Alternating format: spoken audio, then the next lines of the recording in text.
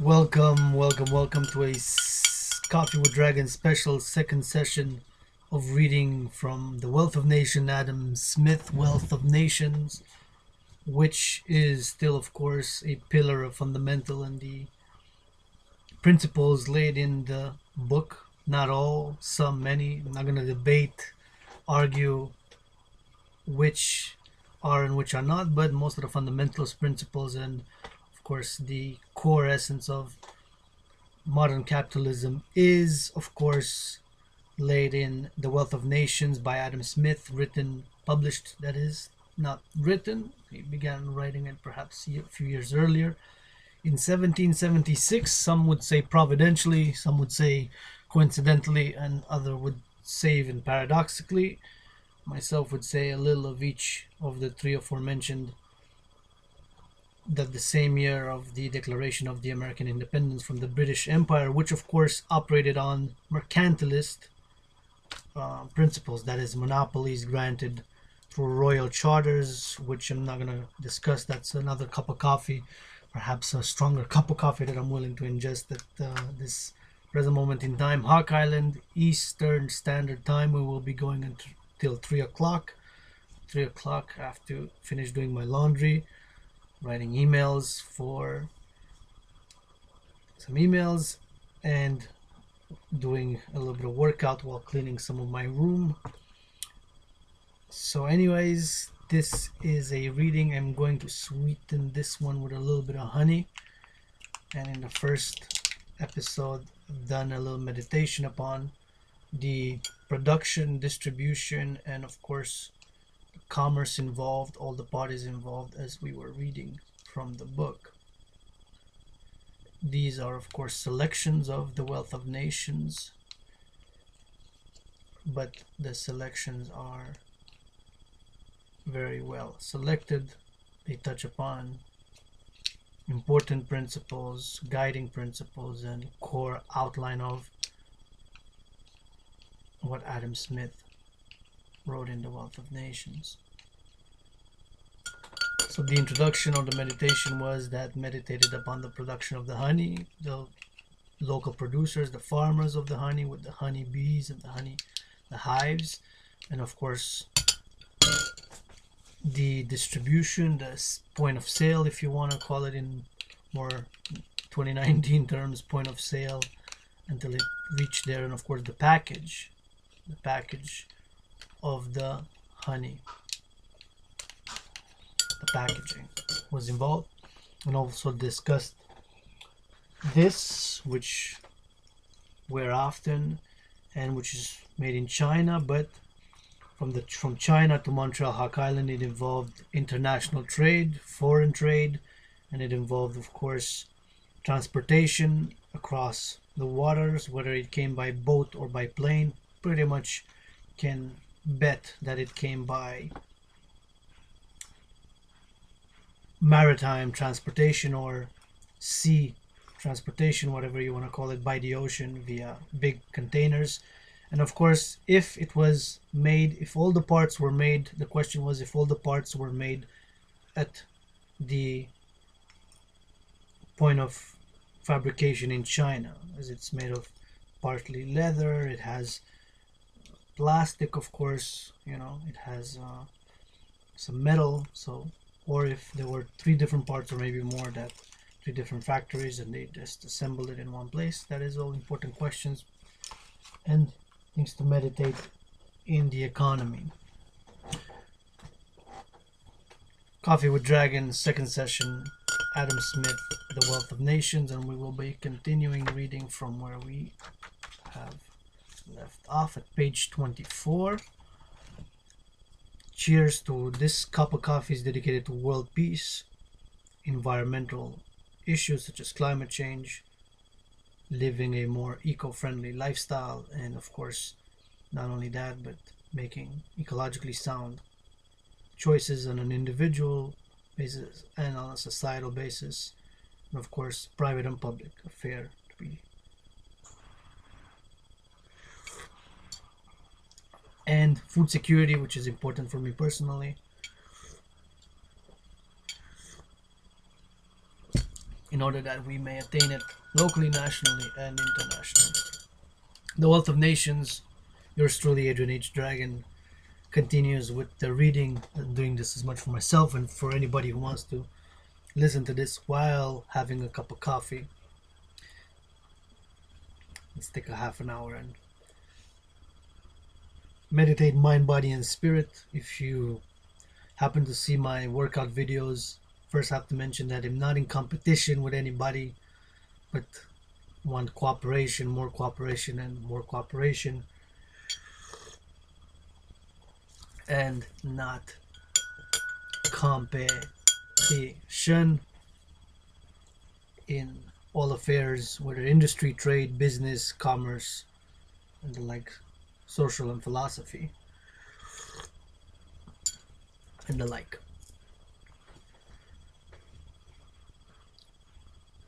So mind, body, and spirit. We're training the mind now. Let's roll. The inland parts of the country can for a long time have no other market for the greater part of their goods but the country which lies round about them, and separates them from the sea-coast and the great navigable rivers. The extent of their market, therefore, must for a long time be in proportion to the riches and populousness of that country, and consequently their improvement must always be posterior to the improvement of that country.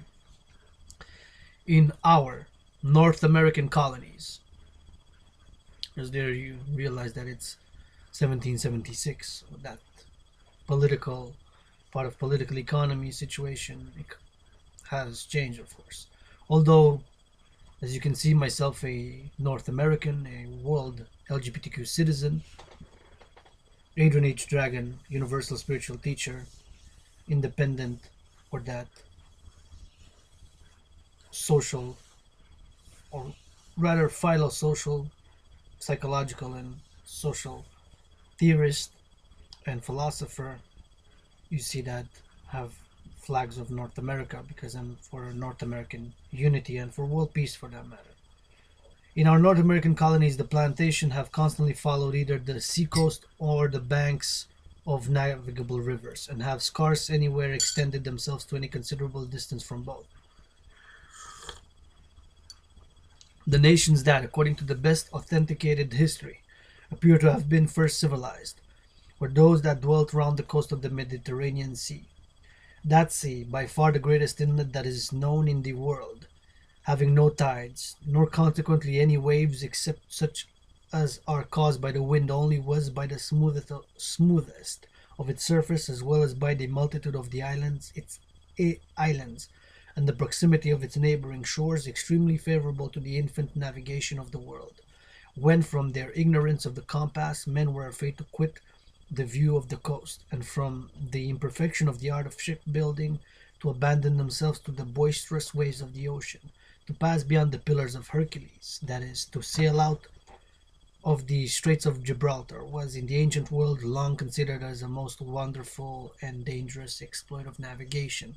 It was laid before even the Phoenicians and the Carthaginians, the most skillful navigators and shipbuilders of those old times, attempted it, and they were for a long time the only nations that did attempt it.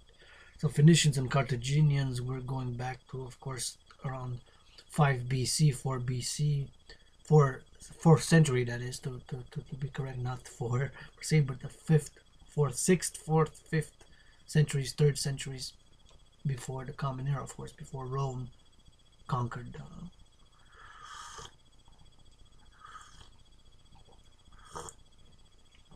the Roman Empire. The Roman Empire conquered the Carthaginians and the Phoenicians, the most skillful navigators. Of all the countries of the coast of the Mediterranean Sea, Egypt seems to have been the first in which either agriculture or manufactures were cultivated and improved to any considerable degree. And myself, as an independent historian, also came to that conclusion that, in fact, ancient Egypt was the first. Interesting to note that ancient Egypt is mentioned here, that there was just a discovery about 3 days ago in a tomb, a 4,000-year-old tomb, and the colors and the paintings was so well preserved. It looked very fresh in the picture, of course, in the picture, but it looked fresh, quite amazing. Do believe in reincarnation and believe that have lived there was under in the Bible. Of course, there are many stories of ancient Egypt in Genesis, in the book of Genesis, and of course, believe that was there myself. We'll not go into that. Another cup of coffee.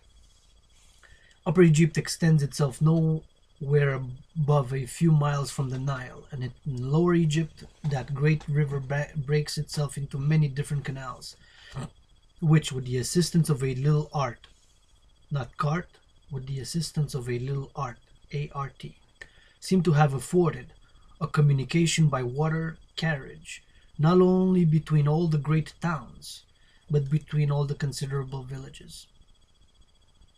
Indeed, so it was. I've had a vision from an archangel of myself being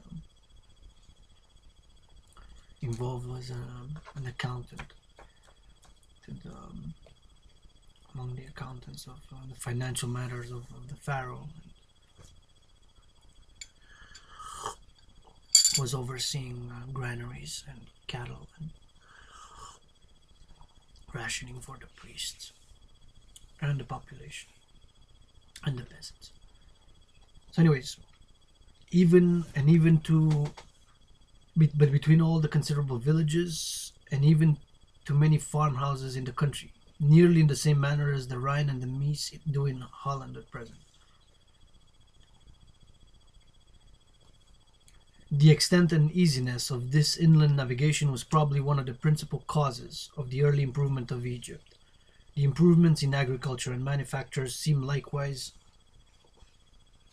to have been at very great antiquity in the provinces of Bengal in the East Indies and in some of the eastern provinces of China, though the great extent of this antiquity is not authenticated by any histories of whose authority we, in this part of the world, are well assured. In Bengal, the Ganges and several other great rivers from a great number of navigable canals in the same manner as the Nile does in Egypt. In the eastern provinces of China, too, several great rivers form by their different branches a multitude of canals, and by communicating with one another afford an inland navigation much more extensive than that either of the Nile or the Ganges, or perhaps than both of them put together. It is remarkable that neither the ancient Egyptians, nor the Indians, nor the Chinese encouraged foreign commerce, but seem all to have derived their great opulence from this inland navigation.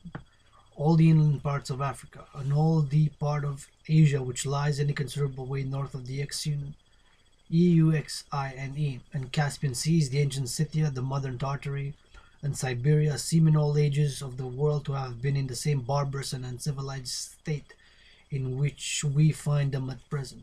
The Sea of Tartary is the frozen ocean which admits of no navigation, and though some of the greatest rivers in the world run through the country, they are at too great a distance from one another to carry commerce and communication to the greater part of it.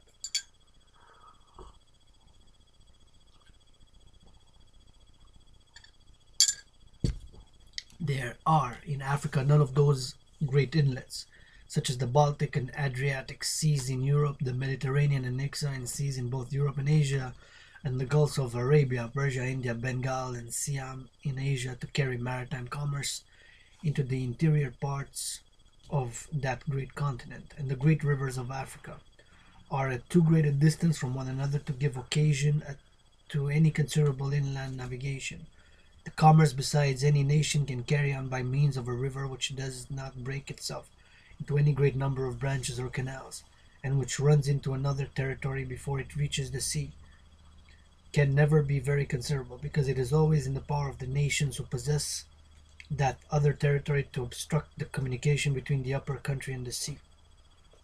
The navigation of the Danube is of very little use to the different states of Bavaria, Austria, and Hungary, in comparison of what it would be if any of them possessed the whole of its course till it falls into the Black Sea.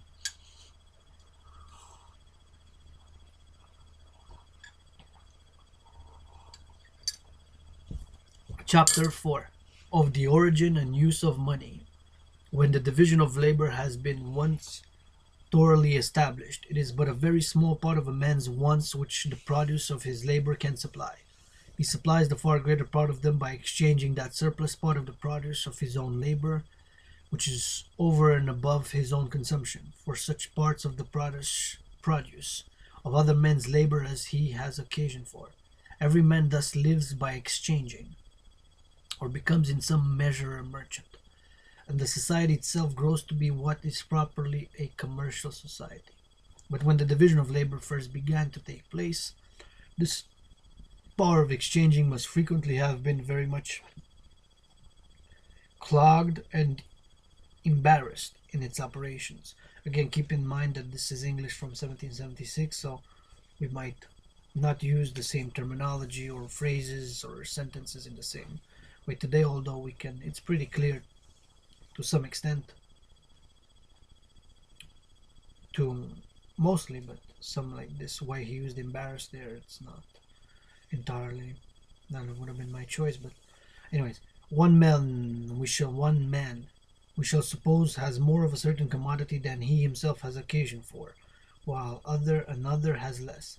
The former consequently would be glad to dispose of, and the latter to purchase, a part of this superfluity. But if this latter should chance to have nothing that the former stands in need of, no exchange can be made between them. The butcher has more meat in his shop than he himself can consume, and the brewer and the baker would each of them be willing to purchase a part of it. But they have nothing to offer in exchange except the different productions of their respective trades, and the butcher is already provided with all the bread and beer which he has immediate occasion for.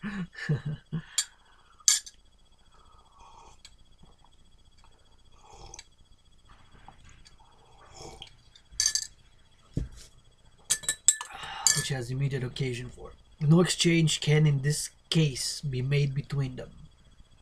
He cannot be their merchant, nor their customers, and they are all of them thus mutually less serviceable to one another.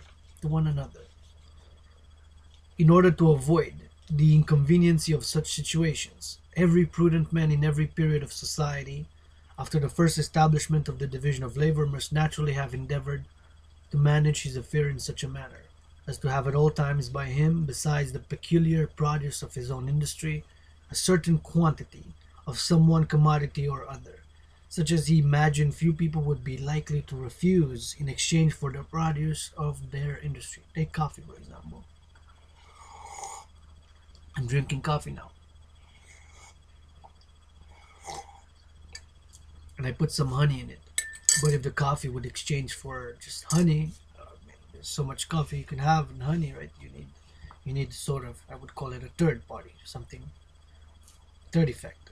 This would be something else.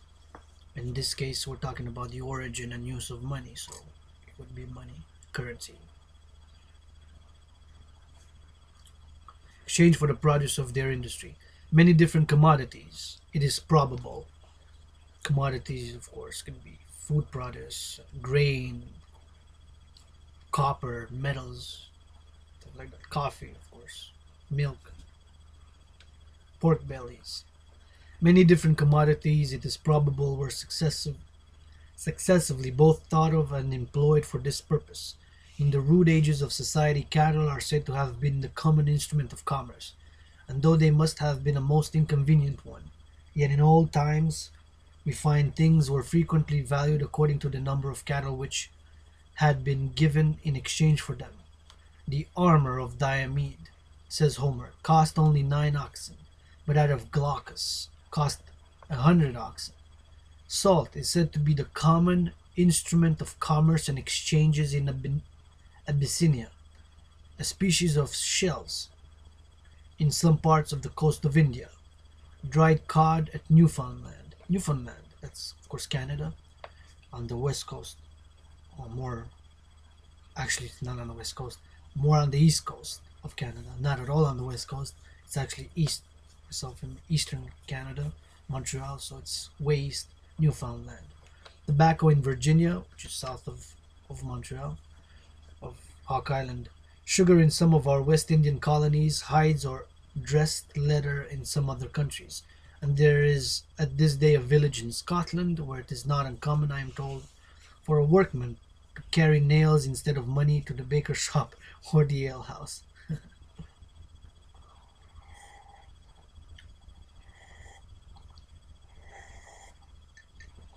Or the alehouse. In all countries, however, men seem at last to have been determined by irresistible reasons to give the preference for this employment to metals above every other commodity.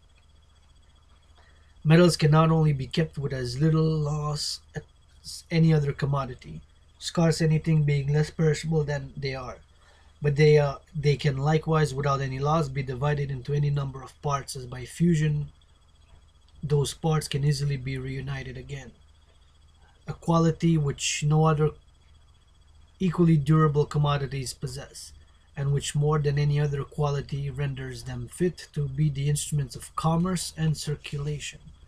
The man who wanted to buy salt, for example, and had nothing but cattle to give in exchange for it, must have been obliged to buy salt to the value of a whole ox or a whole sheep at a time. He could seldom buy less than this, because what he was to give for it could seldom be divided without loss, and if he had a mind to buy more, he must, for the same reasons, have been obliged to buy double or triple the quantity, the value to wit of 2 or 3 oxen, or of 2 or 3 sheep. If, on the contrary, instead of sheep or oxen, he had metals to give in exchange for it, he could easily proportion the quantity of the metal to the precise quantity of the commodity which he had immediate occasion for. Yeah.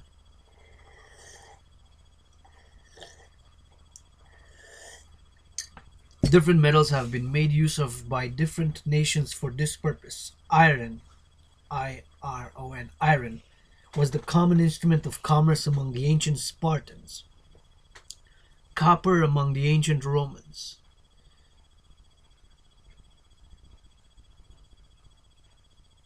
and gold and silver among all rich and commercial nations.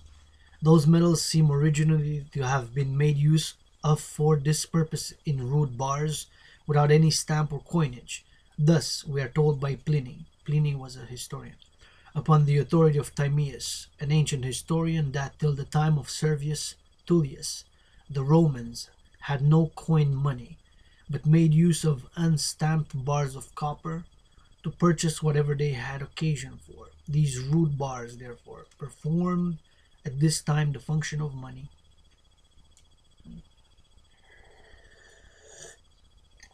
Performed the same function. The use of metals in this rude state was attended with two very considerable inconveniences. First, with the trouble of weighing, and secondly, with that of assaying them. In the precious metals were a small difference in the quantity.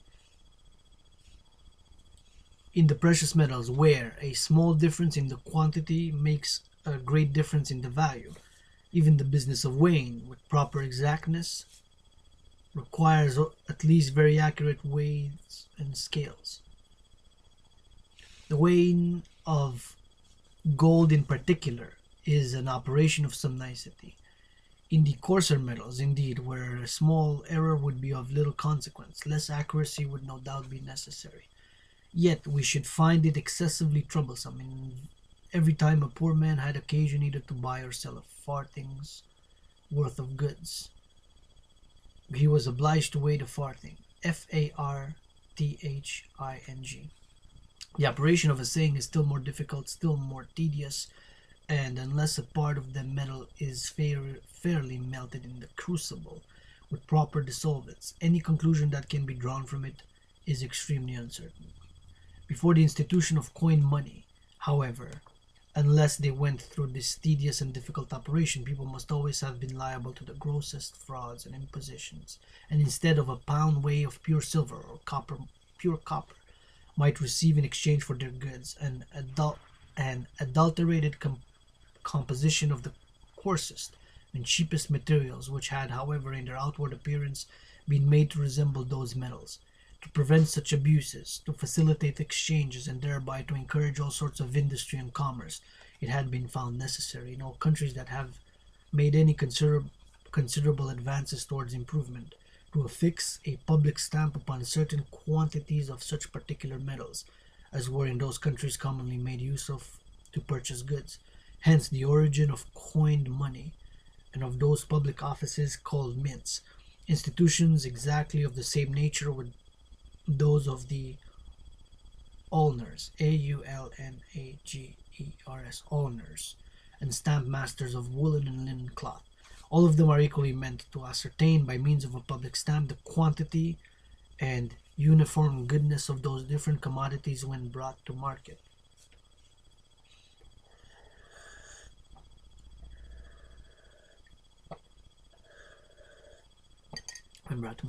The first public stamps of this kind that were affixed to the current metals seem in many cases to have been intended to ascertain, when it was both most difficult and most important to ascertain the goodness or finesse of the metal, and to have resembled the sterling mark which is at present affixed to plate and bars of silver, or the Spanish mark which is sometimes affixed to ingots of gold, and which being struck only once upon one side of the piece and not covering the whole surface, ascertains the firmness, but not the weight of the metal. Abraham weighs to Ephron the 400 shekels of silver which he had agreed to pay for the field of Machpelah. They are said, however, to be the current money of the merchant, and yet are received by way and not by tale, in the same manner as ingots of gold and bars of silver are at present. The revenues of the ancient Saxon kings of England are said to have been paid not in money but in kind, that is, in victuals and provisions of all sorts. William the Conqueror introduced the custom of paying them in money. This money, however, was for a long time received at the exchequer, exchequer, by way and not by tale. The inconveniency and difficulty of weighing those metals with exactness gave occasion to the institution of coins, of which the stamp, covering entirely both sides of the piece and sometimes the edges too, was supposed to ascertain not only the finesse, but the weight of the metal. Such coins, therefore, were received by tale as at present, without the trouble of weighing. The denominations of those coins seem originally to have expressed the weight or quantity of metal contained in them.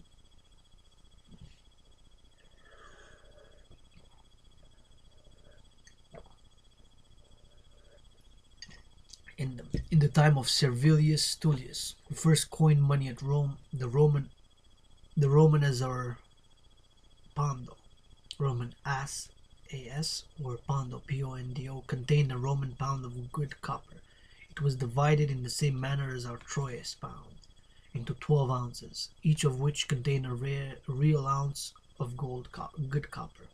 The English pound sterling in the time of Edward I contained a pound, Tower weight, of silver of a known finesse. The Tower pound seems to have been something more than the Roman pound, and something less than the Troy pound. This last was not introduced into the Mint of England till the 18th of Henry VIII. The French livre contained in the time of Charlemagne a pound, Troy weight, or of silver of unknown finesse. The fair of Troy, Troyes, Troyes, in Champagne was at the time frequented by all the nations of Europe, and the ways and measures of so famous a market were generally known and esteemed. The Scots money pound contained, from the time of Alexander I to that of Robert Bruce, a pound of silver of the same weight and finesse with the English pound sterling. English, French, and Scots pennies too contain, all of them originally, a real pennyweight of silver, the 20th part of an ounce, and the 240th part of a pound. The shilling too seems originally to have been the denomination of a weight. When wheat is at 12 shillings the quarter, says an ancient statute of Henry III, then wastel bread of a farthing shall weigh 11 shillings and 4 pence.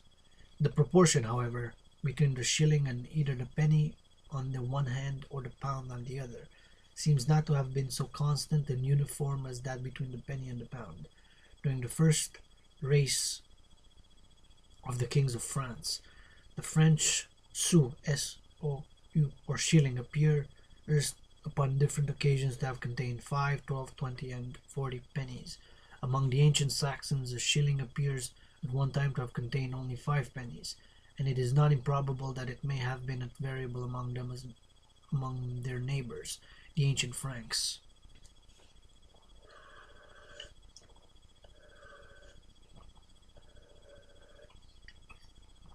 From the time of Charlemagne among the French and from that of William the Conqueror among the English, the proportion between the pound, the shilling, and the penny seems to have been uniformly same as at present, though the value of each has been very different. For in every country of the world, I believe, the avarice and injustice of princes and sovereign states, abusing the confidence of their subjects, have by degree diminished the real quantity of metal which had been originally contained in their coins.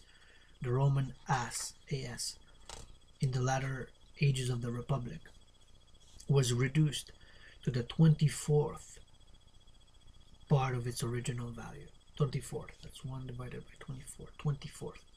It's a lot of monetary inflation, if you want to call it today. How would be the equivalent to transpose it today? It would be inflationary, big time, 1 over 24, imagine. So was reduced to the 24th of its original value, and instead of weighing a pound, came to weigh only half an ounce.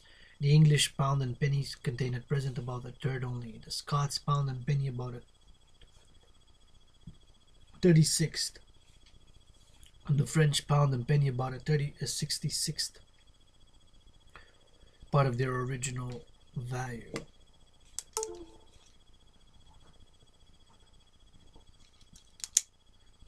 By means of those operations, the princes and sovereign states which performed them were enabled, in appearance, to pay their debts and to fulfill their engagements with a smaller quantity of silver than would otherwise have been requisite.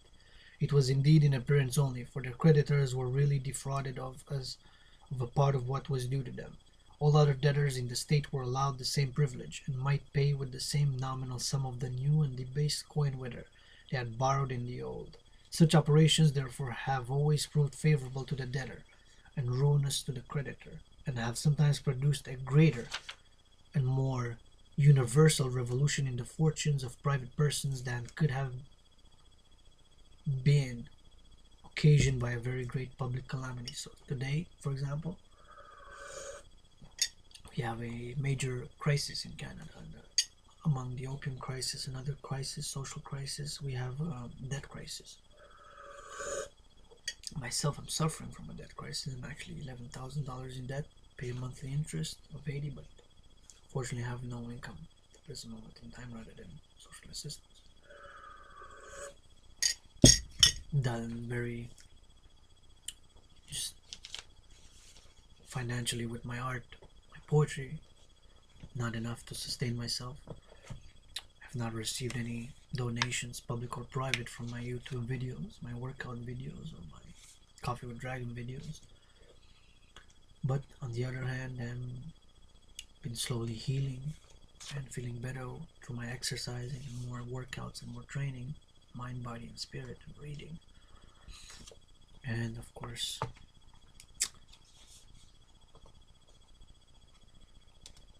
anyways, so that, because I wanted to mention that greater and more universal revolution in the fortunes of private person, because we are in Canada indeed.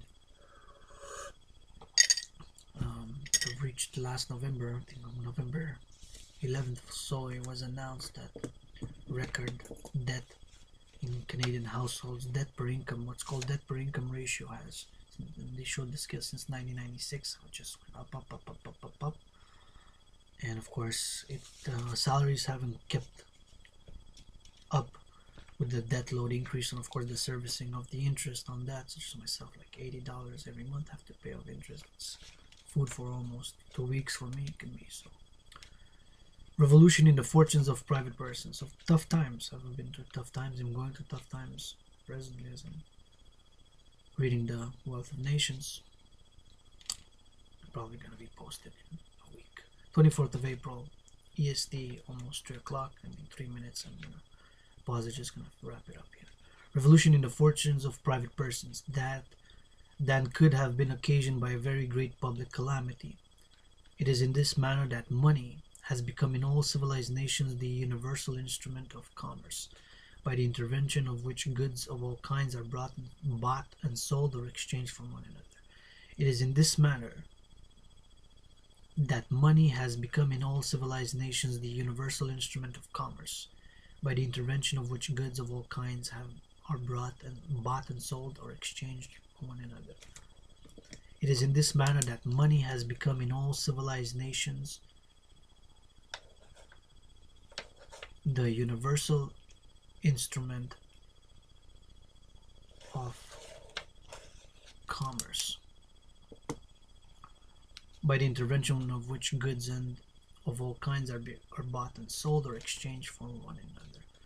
What are the rules which men naturally observe in exchanging them either for money or for one another? I shall now proceed to examine. These rules determine what may be called the relative or exchangeable value of goods. The word value, it is to be observed, has two different meanings, and sometimes expresses the utility of some particular object, and sometimes the power of purchasing other goods with the possession of that object conveys. The one may be called value in use, the other value in exchange. The things which have the greatest value in use have frequently little or no value in exchange, and on the contrary, those which have the greatest value in exchange have frequently little or no value in use.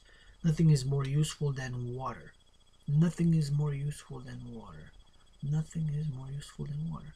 But it will purchase scarce anything. Scarce anything can be had in exchange for it.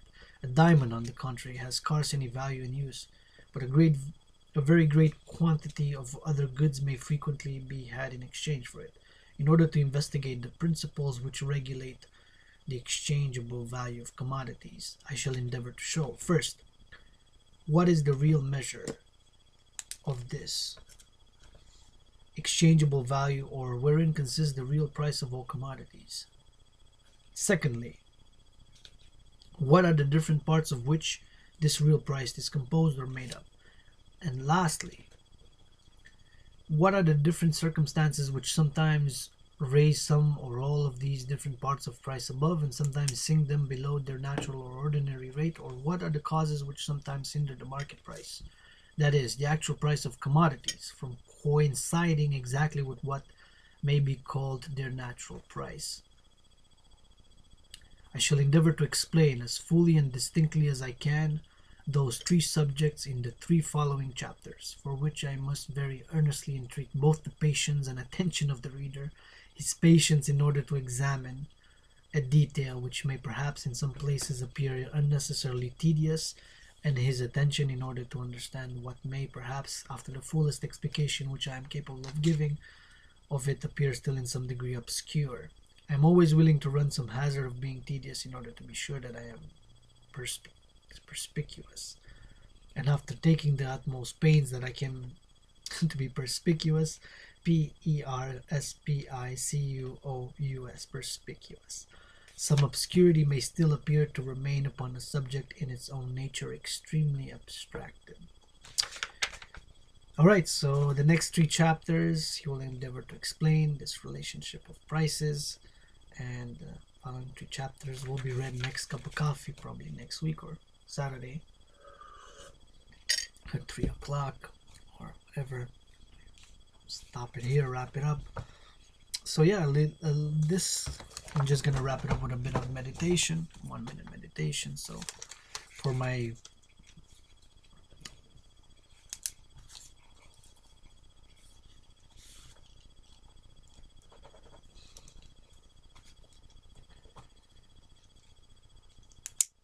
friends, supporters, and allies, may be blessed with healing physically, spiritually, and financially, in mind, body, and spirit, if thou art in need. For all my friends, allies, and supporters, may you be healed, blessed, and strengthened financially, physically, and spiritually if need be. For all my friends and allies, may you be blessed, and supporters, may you be blessed with healing, strengthening, and recovery and security, financially, physically, and spiritually. Mind, body, and spirit. That was a little bit of mind training, a few minutes and a cup of coffee. And we wrap it up. That was 37 minutes of reading and 3 minutes of chatting. 40 minutes, cup of coffee with Dragan. Love, love.